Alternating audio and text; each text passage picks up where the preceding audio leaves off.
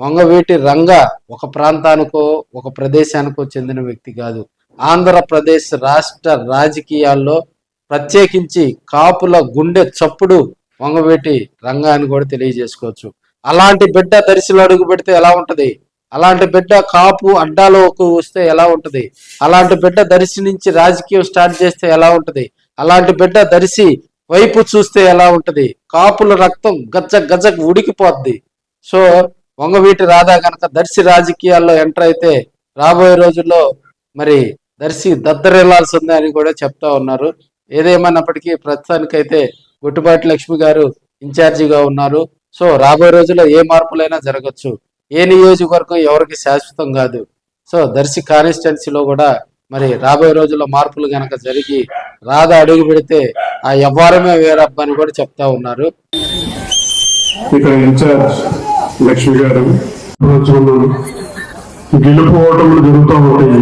కానీ ఎన్నికల్లో ఇచ్చిన మాటకి మీతో పాటు ఉంటాను, మీ సమస్యలతో ఈ సమస్యలకు ఎప్పుడు నేను ఒక అండగా నిల్చుంటానని చెప్పని ఆ రోజు ఇచ్చిన మాటకి ఇవాటికి వాళ్ళ వృత్తి పక్కన పెట్టి మీకోసం అండగా నిల్చుంటా ఉన్నారు. ఇవాళ ఎంతో అభిమానంతో మనందరితో కలిసికట్టుగా ఉన్నారు. అలాంటి ఒక నాయకురాలికి మనందరం అండదండలో ఉండాలి, ఆశీస్సులు ఇవ్వాలి. భవిష్యత్తులో మంచి ఉన్నత పదవులు కూడా చూడాలని చెప్పారు కూడా మీ అండదండలో ఉండాలని కోరుకుంటూ. దర్శి రాజకీయాలు కొత్త నాయకత్వాన్ని కోరుకుంటున్నాయా?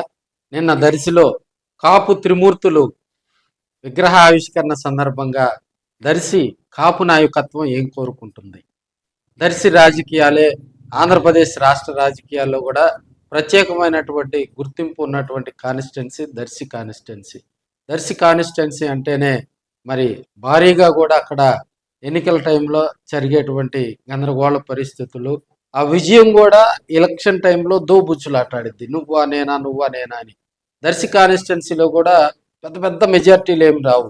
2000 నుంచి 5000 లోపు ఇట్లా విజయం అనేది లాస్ట్ ఓటింగ్లో కూడా లాస్ట్ కాన్స్టిట్యున్సీలో జరిగే లాస్ట్ మండలాల్లో కూడా మరి అటు ఇటుగా మారి విజయం అనేది దగ్గరకు వస్తూ ఉంటుంది. సో 2024లో చూసాం, 2019లో కూడా చూసాం. 2024లో పరిస్థితులు అయితే మరి బూచేపల్లి శివప్రసాద్ రెడ్డి గారు ఎమ్మెల్యేగా గెలుపొందడం జరిగింది.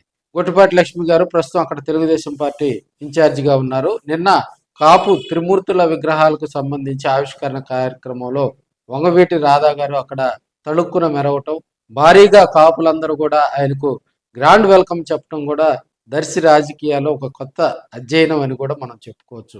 ఎందుకంటే దర్శిలో కాపు ఓటింగ్ ఎక్కువ దర్శి టౌన్లో.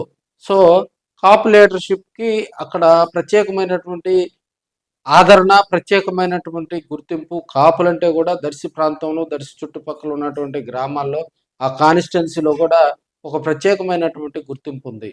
టీడీపీ ఇన్ఛార్జిగా ఉన్నటువంటి లక్ష్మి గారు కూడా దర్శిని దిశ మారుస్తూ ఈ మధ్య కాలంలో కూడా మరి అక్కడ కాపుల విగ్రహాలకు సంబంధించి ఒక బృహత్ కార్యక్రమానికి శ్రీకారం చుట్టడం జరిగింది.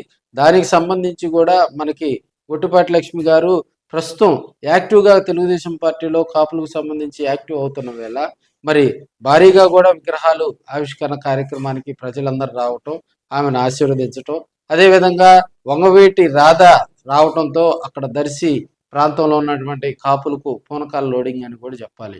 రాబోయే రోజుల్లో దర్శి కాన్స్టిట్యున్సీలో కూడా మరి కొత్త రాజకీయం స్టార్ట్ అవుతుంది అనేది కొంత టాక్ అయితే వినిపిస్తుంది.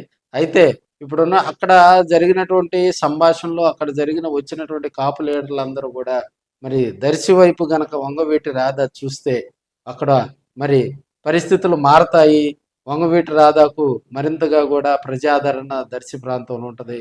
ఓకే ఫ్రెండ్స్, మన వీడియోకి సంబంధించి దర్శి ఆ చుట్టుపక్కల ప్రాంతాల్లో ప్రజలందరూ కూడా మీ వీడియోలకు సంబంధించి కామెంట్ను నాకు పర్సనల్గా చేయండి. ఈ వీడియోకి సంబంధించి ఏమైనా ఉన్నా కూడా నేను మీకు పర్సనల్గా రిప్లై ఇస్తాను. అదేవిధంగా ఒంగోలులో దర్శిలో కూడా కొంతమంది విలేకరుల ముసుగులో డెకాయిట్లు తయారయ్యారు. సో వాళ్ళ పట్ల జాగ్రత్తగా ఉండండి. రాజకీయ నాయకుల దగ్గరికి చేరి ఉన్నాయి లేని ఉన్నట్టు మరి వాళ్ళు కొత్త రిలేషన్షిప్ కలుపుకొని మరి రాజకీయ పొలిటికల్ లీడర్స్ దగ్గర విలేకరుల ముసుగులో డెకాయిట్లు తయారవుతున్నారు. వాళ్ళ పట్ల జాగ్రత్త పడాలని కూడా మనం చెప్పుకుంటున్నాం.